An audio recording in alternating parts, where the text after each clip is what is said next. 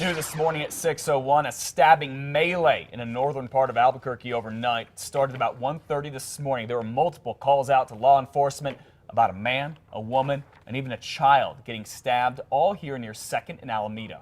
Before deputies got there, 3 people turned up at the Valero gas station at Alameda. A man in the car had been stabbed and was taken to the hospital. At least one person that we know of was taken into custody in connection to the stabbing. Others are being interviewed right now. Detectives are currently interviewing people that were involved with this evening to try and determine exactly what took place. Deputies soon arrived at a house in the 10,000 block of 2nd Street where they found a woman and a little girl, both stabbed. Both were taken to the hospital. All 3 have non-life-threatening injuries. Sheriff deputies think they have everyone involved in custody. While all that was going on in North Albuquerque, APD officers spotted a fight in progress at 3rd and Gold. One man, we understand, was stabbed on his right arm or underneath it. Cops say the injury is non-life-threatening. Police have one man in custody. No other information has been released this morning.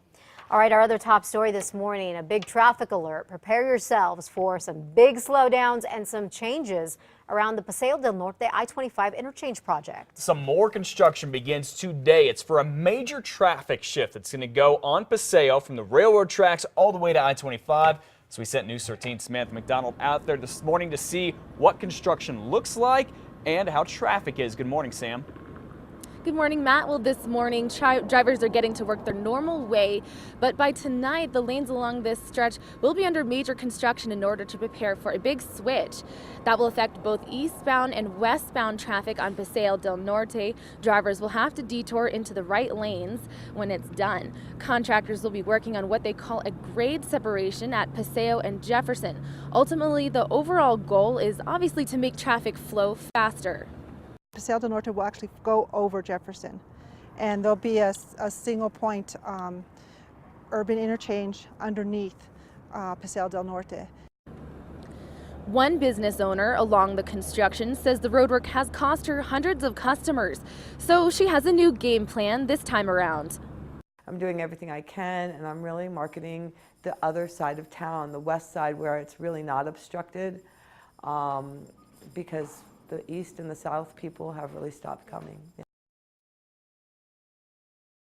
Night at 9 p.m. and is expected to last until Sunday. That's when the major switch will take place, so get prepared. Back to you, Matt. Okay, thank you very much for the update, Samantha. Of course, she's being safe out there. Anyone in the area has to wear the vest and the hard hat. By the way, the dates are subject to change. If they do, we'll let you know. We're going to send Sam back out there on Monday morning to give you a heads up of everything you need to know when the lane shift starts. And remember, there are still a whole lot of businesses that are open on Paseo and the side streets, all near that construction, and they very much need your support. The job really only affects Paseo del Norte near the I-25 interchange. The rest of Paseo, going both east and west, is open, and the businesses are too. Again, they really need your business to make it through the months of construction.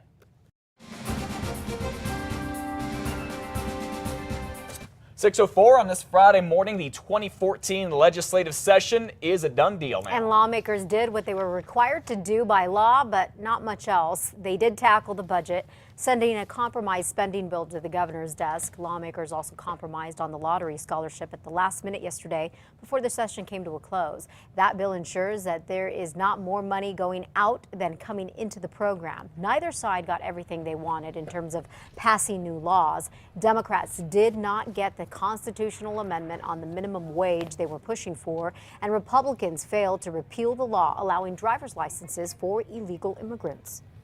These state senators and representatives did manage to pass the only bill they needed to. That's the one to avoid a costly special session. Both chambers signed off on a $6.2 billion budget. State spending increases 5% with the new plan. It amounts to about $290 million, with most of it going to education.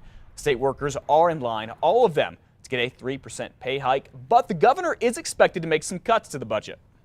I continue to be concerned about overall spending and the effect that will have on our reserves. That's why I will review the budget line by line, looking for areas where we can trim it back. A bill that stops federal funding cuts at rural hospitals did make it to the governor's desk. Lawmakers also said okay to a statewide texting while driving ban. They also passed a bill that allows marching band, cheerleading, and ROTC to count for PE credits for high school students, and they okayed a proposal to reduce class sizes. Again, there were quite a few bills that did not make it out of the 30-day session, including Omari's Law. That bill would have required CYFD to immediately take custody of a child who showed signs of abuse. It never made it out of a Senate committee. The constitutional amendment to raise the state's minimum wage we mentioned fell 3 votes short of making it onto the November ballot. Also, the bill providing full pension benefits to cops, firefighters, and jail guards injured in the line of duty never got to the Senate floor.